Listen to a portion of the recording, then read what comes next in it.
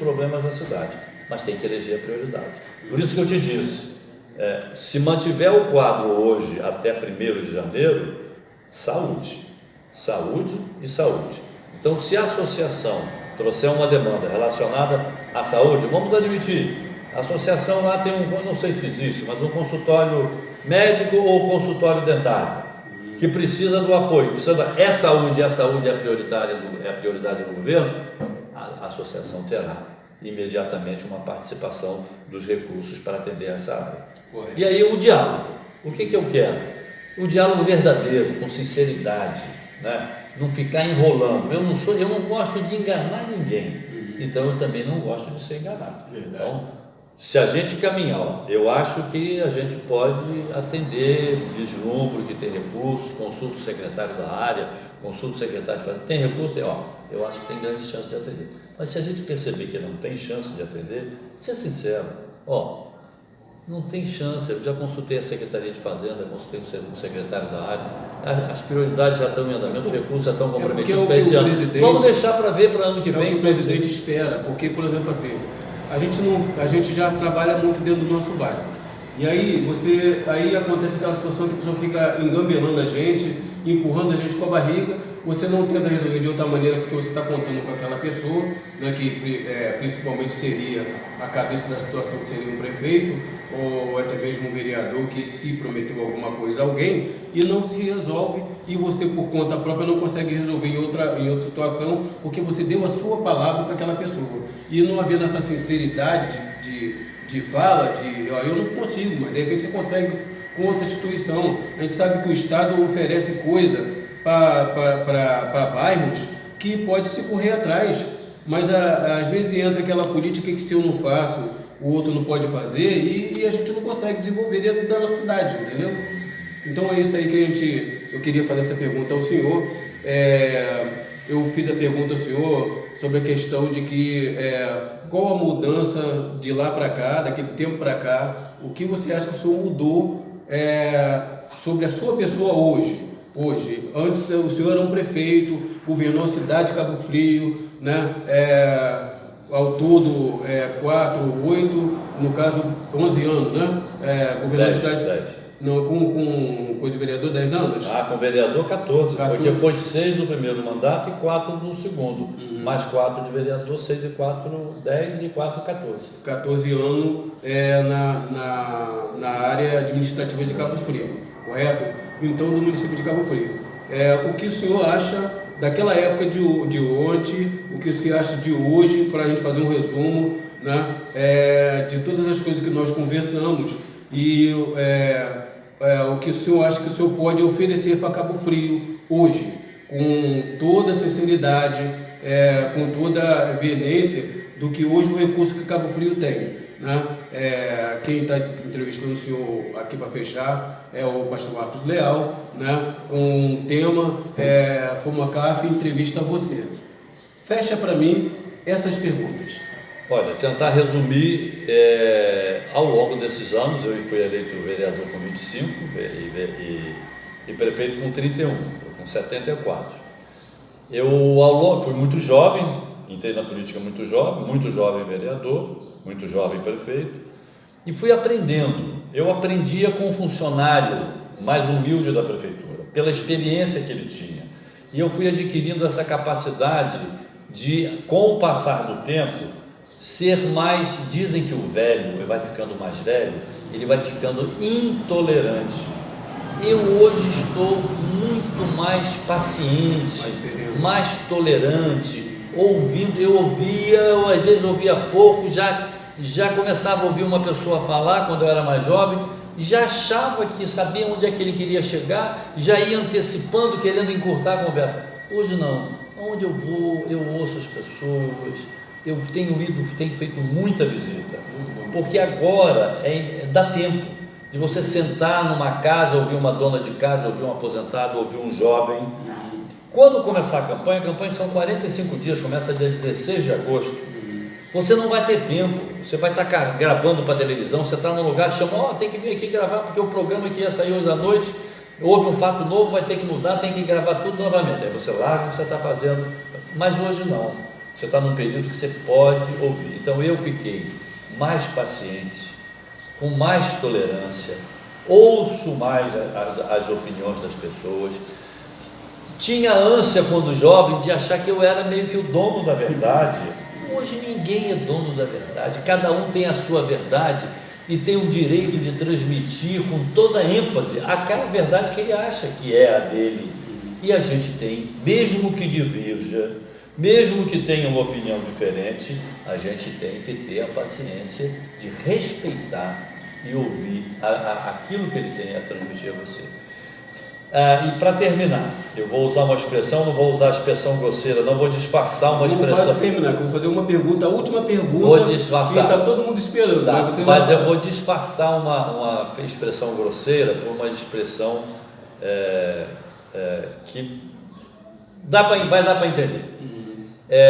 Eu hoje estou com a mesma garra. Eu tinha um professor de física que eu botava lá uma expressão matemática onde tinha um T pequeno, Tzinho, e um T grande, Tzão, não é que ele chama.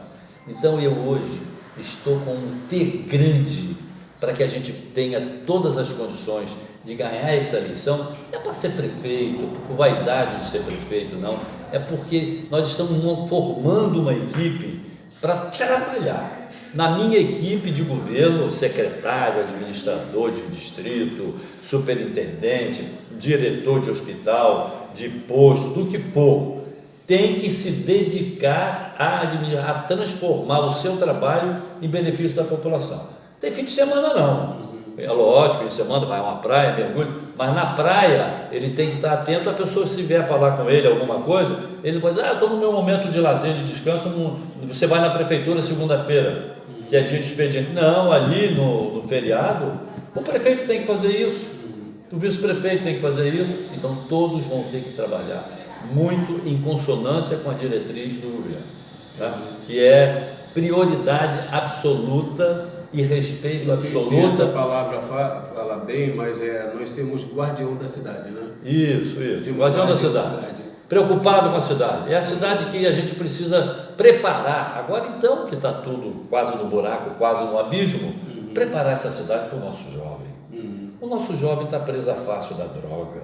O nosso jovem não tem emprego, não tem esporte, não tem cultura, não tem lazer, não tem música, não tem dança, não tem uma escola que prepare ele para disputar um espaço de um concurso amanhã. Quem é que vai ser colocado nesse concurso? Ou em Cabo Frio, ou fora de Cabo Frio? Quem teve uma melhor escolaridade, quem teve uma melhor educação escolar. A gente sabe que dentro dessa área aí teve o concurso público em Cabo Frio, entrou o concurso para poder fazer para Cabo Frio, não deu prova de título, pois o pessoal que era de Cabo Frio, e aí houve o concurso e pessoas de fora assumiram a vaga das pessoas que tinham experiência no setor. Por falta da prova de título, ela desempregou mais uma parte da população de Cabo Frio. Muita coisa assim, às vezes a gente vê pouca lógica, né? Pouca visão e pouco até respeito com o cidadão que convive, que sempre alimentou a cidade. De repente ele se encontra como demitido, né? Eu lembro na época que eu tinha 5 anos na guarda municipal, fui mandado embora por causa de 2, 3 pontos, porque não tinha prova de título. Se tivesse colocado prova de título, eu estaria trabalhando hoje. Então, assim, uma boa população de Cabo Frio está desempregada porque o próprio governo em si não dá conta de respeitar o próprio cidadão que está convivendo com ele, né? E nós temos que preparar o nosso jovem não só para trabalhar aqui, mas cidades próximas à nossa. Né? Estão vindo empreendimentos que a gente quer atrair para Cabo Frio também, e a gente aí, mais para frente, a gente tocaria nesse assunto, a questão dos polos de desenvolvimento, onde hoje não tem aqui, mas se tiver numa cidade, se tiver em Rio das Ostras, ele vai estar preparado para fazer um concurso lá numa empresa americana dessa, entendeu? Uma empresa estrangeira ligada ao petróleo, ou uma outra empresa qualquer, mas com preparo. Se ele não tiver uma boa escolaridade aqui, ele vai entrar lá em desigualdade, desanimado, eu vou perder porque o meu ensino foi fraco. A maioria das coisas que acontecem aqui em Cabo Frio, todos os cursos são pagos, né? A prefeitura não oferece muita coisa, quando se oferece, não vai para a periferia oferecer esses cursos, né? Nós temos CRAs em Cabo Frio que fazem curso no CRAS, mas você não fica sabendo, porque o CRAS se comunica com as associações de moradores. Então, assim, há um pouco falta de governança em algumas coisas. Mas vamos fechar aí, que eu quero fazer uma pergunta ao senhor, fundamental agora. O senhor está vindo como prefeito.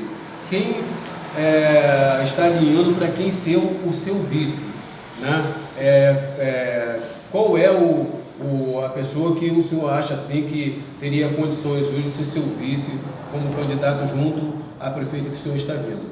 Bom, na realidade a gente tem que dizer que é pré-candidato. Eu não posso dizer que eu sou candidato. Sim, é uma filigrana, eu acho até boba, Uhum. né? Porque pré-candidato, porque candidato a gente só pode dizer depois que tiver a convenção, que vai acontecer em final de julho. Então eu sou pré-candidato. O senhor do partido? Eu sou do PDT. PDT, do partido correto. do Leonel Brizola. Uhum. Eu já estou há 25 anos no PDT. Uhum. Então eu sou pré-candidato do PDT e tem mais uns 8 ou 9 candidatos, pré-candidatos do PDT.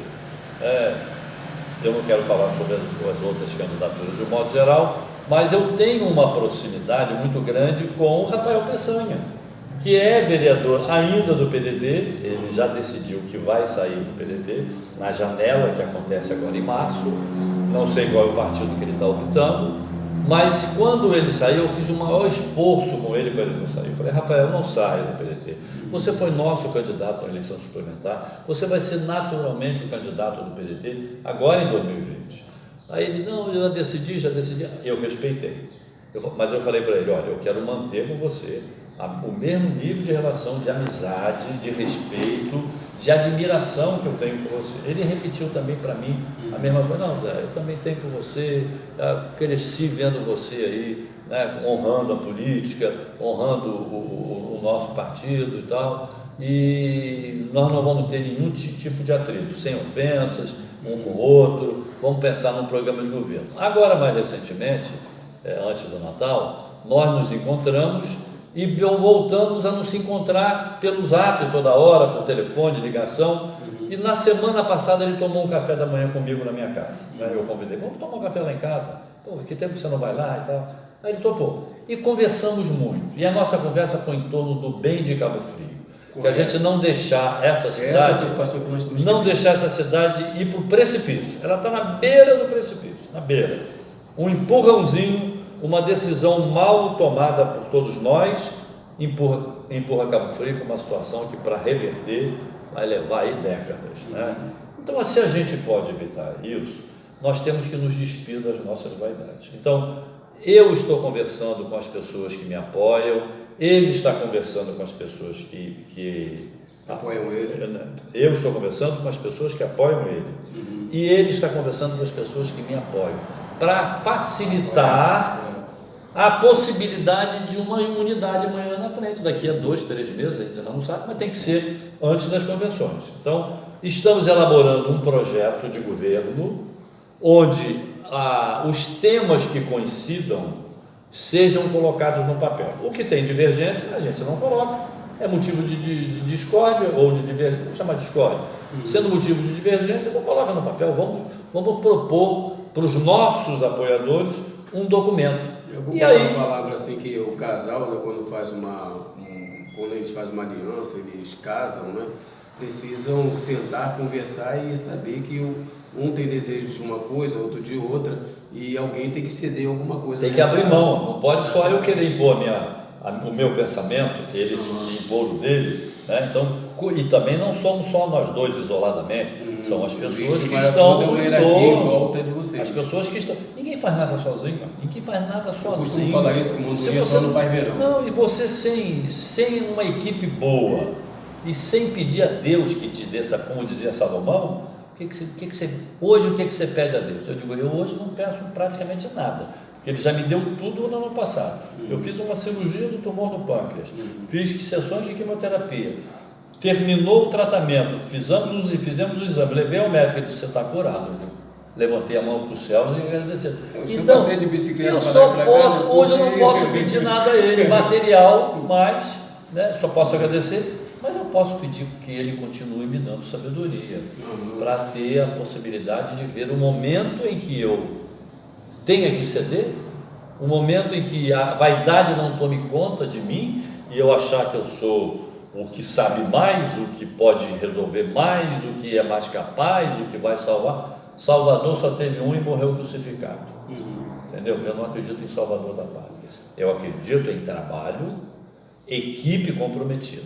É o que esta cidade... A gente pode falar assim por tempo, porque a gente sabe que no começo da nossa trajetória, a gente busca, às vezes, uma situação financeira, depois um status, né? E depois que a gente busca um status, a situação financeira, a gente descobre uma coisa que é muito mais interessante: ser útil, ter utilidade. Talvez eu acredito que o senhor hoje, né, deve se achar capaz e útil para Cabo Frio, pelo momento que ela está se passando, e é uma coisa que já vem de raiz do anseio, né, da política. Né? Eu, quando fui prefeito no meu primeiro mandato, eu expressava nas minhas filhas que eram pequenas. Minha filha nasceu no ano, a primeira nasceu no ano em que eu fui candidato. A segunda nasceu no ano em que eu já era prefeito, no primeiro ano de mandato. Então eu expressava, dizia assim, eu como prefeito, o meu mandato tem que possibilitar um futuro, quando eu dizia assim, para as minhas filhas, para o filho de todos os cabofrenses. Hoje eu já não digo mais assim, por quê? Porque minhas filhas estão criadas, mas eu tenho um neto de 8 anos, fez 9 agora em janeiro, João, ele é o meu xodó. Então hoje eu uso a expressão, nós temos que preparar o futuro para os nossos netos, para que eles cresçam numa cidade, num estado, num país melhor do que o que nós estamos vivendo, e não pelo que se avizinha, pelo que se olha. Meu Deus do céu, que cidade, que país, que estado nós estamos preparando para os nossos netos e nossos filhos. Então com essa responsabilidade, com olhar no futuro, com olhar em preparar dias melhores, com olhar em preparar a nossa juventude. E aí eu digo isso, eu vou precisar muito das igrejas, dos trabalhos que elas fazem de prevenção contra as drogas. Porque depois que o jovem começa a ter a dependência, é muito difícil tirar. A gente tem que dar música, dança, escola, esporte, atividades. Minha mãe dizia, meu filho, mente vazia é oficina do diabo. Então nós temos que ocupar a mente, o corpo. Ele está cansado de praticar esporte, de ter atividade, de estudar. Então, a escola tem que dar prazer para ele ir. Isso aqui, telefone, agora você tem uma coisa que você lê, você aperta a palavra, vem no dicionário, você não precisa mais pegar aquele tijolaço, que era da minha época, para descobrir um sinônimo. Eu vou até um pouco a fundo. A gente sabe que a pessoa que está no tráfico, a pessoa que fuma droga, a pessoa que fuma cigarro, a pessoa que está num lugar, numa coisa errada, ela pode até querer aquela coisa que ela está fazendo, mas ela não quer isso para o filho dela. Ela não quer isso para o filho dela. O traficante quer que o filho dele seja... Não quer. Ele quer que ele vá para uma boa escola, vai estudar e tal, papapá. Porque ele sabe que foi um meio que ele escolheu, talvez pela falta de um emprego, talvez por um momento que sua vida se saiu do caminho, mas ele não quer que a vida do filho dele se perca. Né? Então eu vejo a sociedade hoje, quem pode fazer isso? Não adianta você criticar o traficante lá, se você também não oferece um curso para um jovem, uma ocupação. Você vê que o esporte hoje, eu não sei o que está acontecendo com Cabo Frio, porque meu bairro, por exemplo, não tem esporte nenhum, né? Não levam nada para lá para o bairro. O bairro às vezes é violento, tem aquela coisa toda, mas e aí? Se eu pegar e ficar omisso a isso e não tentar mudar isso, como é que vai acontecer? Então, tem que combater a violência dando espaço para o jovem estar com o tempo dele ocupado, dando um curso para ele, crescer e não se aliar a essa prática. Até porque hoje você vê que tem lá o tráfico, sabe que todo lugar tem, mas ele não impede de se fazer um trabalho social. E outra coisa, a gente já viu, está vendo aí, como os próprios policiais, alguns conversam comigo, tem um bom diálogo, eles dizem assim, há certas práticas na área da segurança que é o mesmo que enxugar gelo. Então já viu que certas práticas não levam a nada, temos que adotar outras, temos que descobrir outras, temos que incentivar dentro do próprio bairro as iniciativas sociais, comunitárias que ali tem. para que o bairro possa crescer, e principalmente o jovem. O jovem e a criança, para mim, é o que eu penso. É o jovem, a criança e a terceira idade, porque eu já cheguei nela, mas graças a Deus eu hoje estou bem, né? Mas aquele que está dependendo de uma cadeira de roda, aquele que está dependendo de um ambiente de convivência para ele durante o dia, a casa dele, o filho saiu, a filha saiu para trabalhar, ele fica sozinho. Ele precisa ter um espaço de convivência no bairro, não uma casa apertada, não, um jardim onde todos os idosos, né, ou com cadeira de roda ou sem cadeira de roda, possam ir lá conversar. De repente você levar um idoso desse para uma creche e para contar para as crianças, né, histórias do passado, o que ele viveu, entendeu? Tem que usar o dom. Tem gente que tem o dom de contador de história. Levar o contador de história para a escola, para ele contar histórias. Aí o contar história ativa a criança para o hábito da leitura. E o hábito da leitura é muito importante. Trazer a cultura, né? Trazer a coisa que é bem fundamental. Tem muita coisa para fazer. Tem muito assunto para a gente conversar, né? A gente sabe que as autoridades, PM, Civil, eles fazem o trabalho deles, como foi falado aqui, enxugando o gelo, porque eles têm a consciência, porque eles podem chegar dentro do bairro, prender, pode até chegar e matar, mas se não tiver a educação para acabar com aquela criminalidade que está ali, porque a polícia ela não acaba com a criminalidade, ela diminui, assim, que pode dizer até entre aspas, porque ele prende, leva para o presídio e fica lá preso lá. Lá também já tem outras burocracias.